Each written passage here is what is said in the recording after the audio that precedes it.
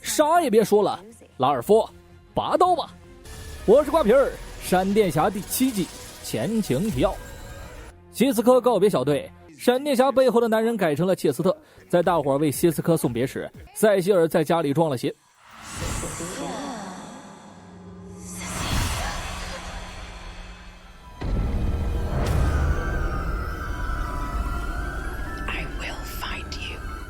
清晨，乔醒来无事，他打算回过头调查一下克里斯汀的背景。反正已经辞退了警长之位，时间大把有啊。正巧塞西尔接了一份委托，这起案件就和克里斯汀有关。乔立马来了兴趣，他不知道塞西尔已经换了人，真正的塞西尔被囚禁了意识。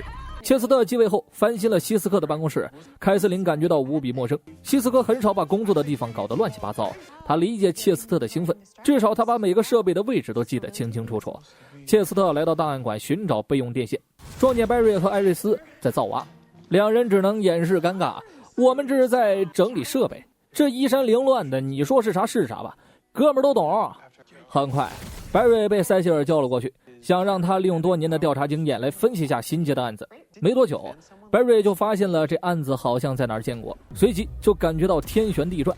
这个塞西尔准备搞点大事啊！在此之前，要先除掉闪电侠。白瑞来到了塞西尔所在的白房子，从这里了解了发生的事。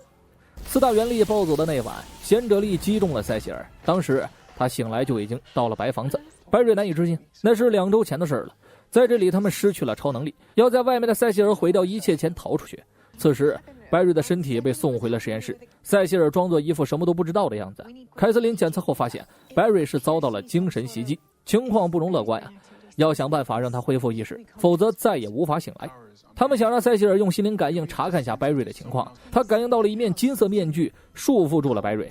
切斯特一下就知道凶手是谁了。希斯科的大合集里刚好有这个面具的信息，传说中面具是专门用来封印恶魔的，相当于现在的转化人。几百年来流落到各个种族的手里，面具能赋予人读心的能力，也会吞噬人的心智，所有佩戴者最终都成了疯子。这面具最后一次出现是在坎达克，现在已经被博物馆收藏。想要唤醒白瑞，必须拿到面具。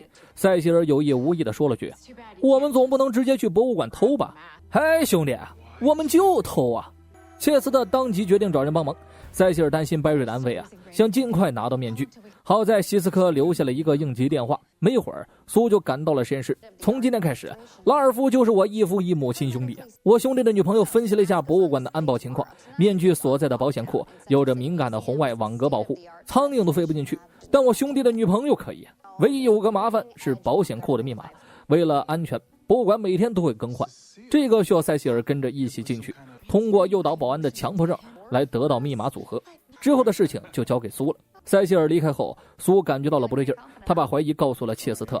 从白瑞昏迷再到博物馆进行的似乎过于流畅，切斯特保证不会出任何问题，接替希斯科的第一个任务必须成功。既然如此，苏也就没再说什么。众人算好了保安的换班时间，苏利用通风管道进入了保险库，接着利用烟雾将红外网格暴露于视野，其他的就交给韧性。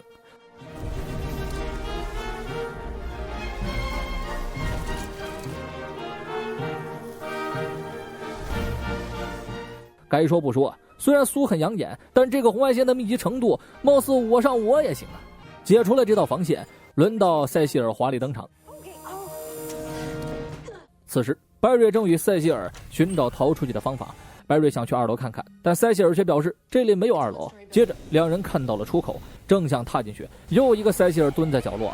塞西尔想劝白瑞撤退，但已经来不及了。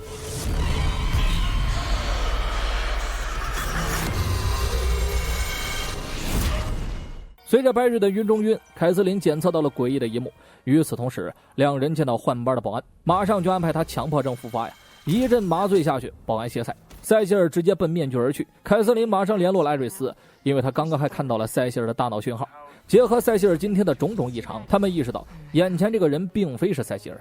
艾瑞斯命令苏立刻撤退，可面具已戴，他控制着苏进行了自我麻醉，还放下狠话：这个宿主将为我永生服务。许久之后，苏醒了过来。凯瑟琳能想到的只有一种结果，击中塞西尔的不是贤者力，而是面具的灵魂。塞西尔本就拥有心灵感应，加上面具更是得到了增强。切斯特想靠神经讯号来追踪他，但计划被苏否决了。刚刚你信誓旦旦地告诉我没问题，害得我给自己来了一针。一开始切斯特就被塞西尔利用了，他现在无话可说。见状，艾瑞斯出马了：“孩子，别想着去代替西斯科，你是你，他是他，你俩又不是一个妈呀，我们是伙伴，懂我的意思吗？”切斯特悟了呀，也猜出了塞西尔想要干什么。敌沃的椅子才是他通往永生的钥匙。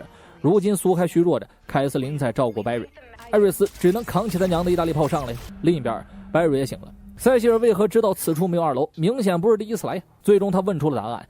从业第1年，塞西尔沉迷工作。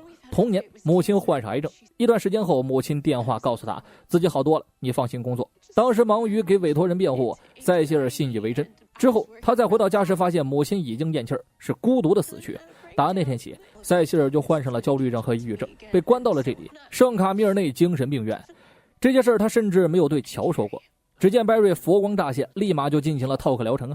我们困在了你的记忆中，这记忆放大了你的恐惧，战胜恐惧唯一的办法就是奥利给呀，懂我的意思吗？塞西尔悟了呀，也知道该怎么做了。这样一来，白瑞重新获得速度。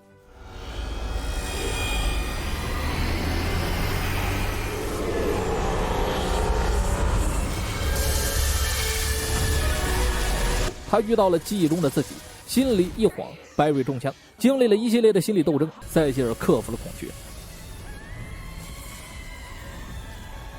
同时，艾瑞斯刷上了关底，卡好 BOSS 的攻击间隙，闪身3枪，闪身3枪操作细致入微。一个鹞子翻身后，艾瑞斯佯装投降，切斯特紧接着一个背刺打败了关底，白瑞和塞西尔也顺利离开，闪电侠的每周任务就完成了。没错，面具又被送进了天眼会。天眼会是绿箭宇宙的回收站，切斯特证明了自己。苏也网开一面，反正拉尔夫还忙，还不是因为演员没了，所以他要留在中城一段时间。回到家，塞西尔把秘密说给了乔听，乔非常贴心表示戴面具的不只是你，还有克里斯汀。经过我一番调查，我发现克里斯汀不是个好东西他曾说自己因为队员死在了转化人手中，才决定要把转化人解药变成一种刑罚，但事实上是他把队友带进了圈套。克里斯汀是这场行动的唯一幸存者，换句话说，这个女人是老六啊。好了，兄弟姐妹们，这周的内容还是 talk。上周我还预测了这个 boss 要 talk 2集才能死，嗨，是我低估了 talk 的威力。本集唯一的看点是苏迪尔邦的脸，都有谁是拉尔夫的好兄弟让我看到你们的双手啊，朋友们！